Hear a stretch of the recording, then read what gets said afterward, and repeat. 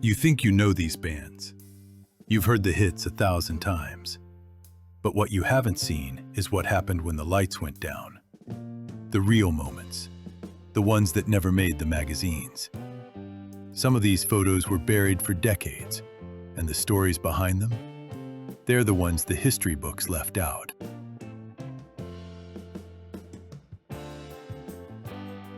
Yes, 1969. Before the 20-minute songs, before the Roger Dean covers. Just 5 guys with big ideas and voices that stacked like nothing else. The prog epics came later. This is the raw beginning.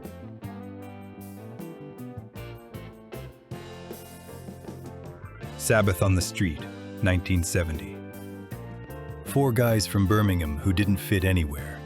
Too heavy for rock radio, too weird for everyone else. But that sound? Nobody had heard anything like it. This is them before the world caught up.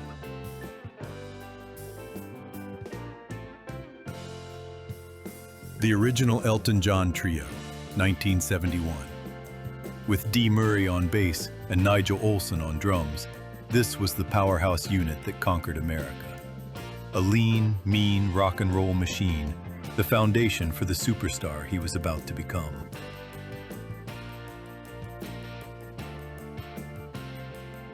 The Stones on the Exile Tour, 1972. Peak era. Mick Taylor's guitar weaving through everything, the band loose and tight at the same time. They were living hard and playing harder. This is what the Stones looked like when nothing could touch them.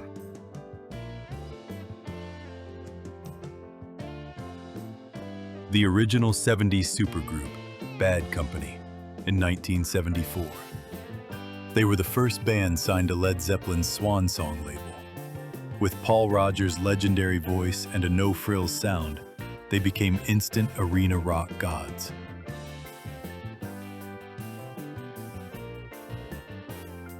Blue Oyster Cult in 1976, the year of Don't Fear the Reaper.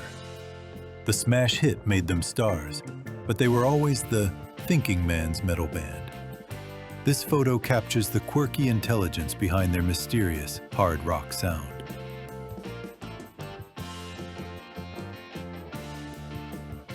The legendary Television, 1977, the year of their masterpiece, Marquee Moon. Their complex dueling guitar sound was born on the stage of CBGB, but it was a world away from punk rock. One of the most influential bands of all time.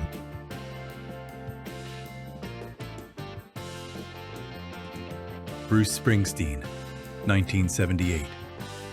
This photo perfectly captured the mood of Darkness on the Edge of Town. After a 3-year legal battle, the romantic kid from Born to Run was gone, replaced by a tougher, more world-weary storyteller.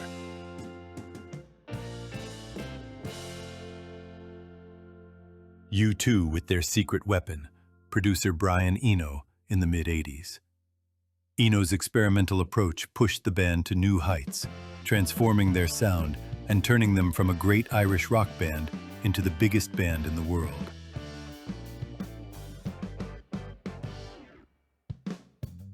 REM, on the road in 1985. The tour for Fables of the Reconstruction came after a dark, difficult recording session. But on stage, they channeled that tension into an energy that cemented their status as the kings of college rock.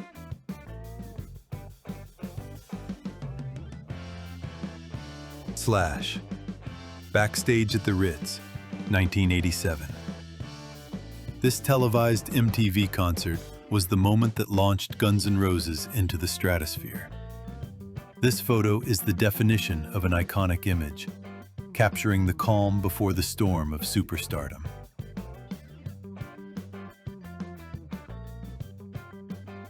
John Lee Hooker, 1989.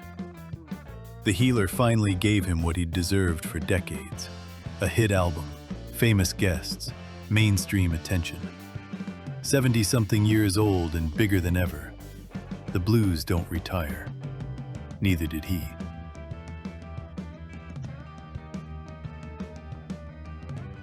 Roger Waters in 1990, the year he took the wall to Berlin. Just months after the real wall fell, he staged a massive concert on that very spot. A historic moment where his personal masterpiece became a global symbol of freedom.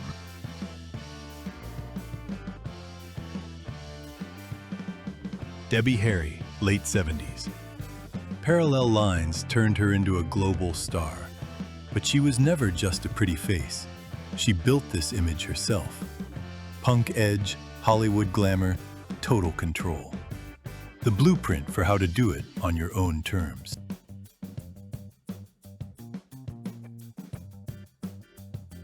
The King in Khaki, 1958. Top of the world, and Uncle Sam still came calling. 2 years in the army changed everything. The raw, dangerous Elvis went in. The movie star Elvis came out. Some fans never forgave the army for that.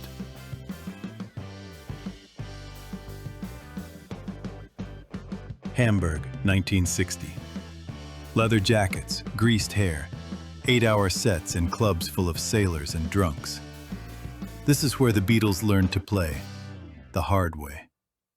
Before the screaming, before the suits, just the work.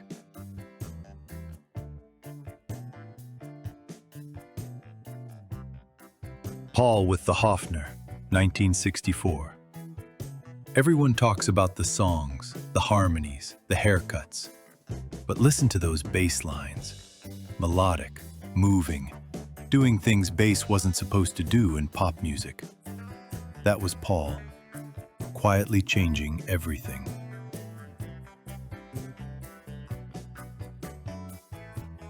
The Who, circa 1965. The undisputed kings of the mods.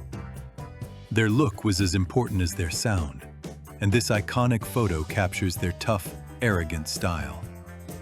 The ultimate faces of the swinging London scene.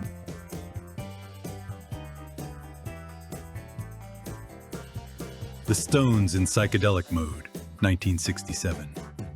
Their Satanic Majesty's Request, the weird one. Costumes, effects, cosmic nonsense. It was their Sgt. Pepper answer. Critics hated it.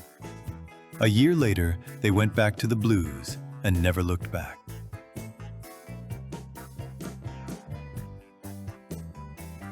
The Doors, shot by Richard Avedon, 1968. No stage, no action, just 4 faces. Avedon didn't shoot rock bands like rock bands. He shot them like artists. This portrait was different, serious, still. A quiet frame in a loud career.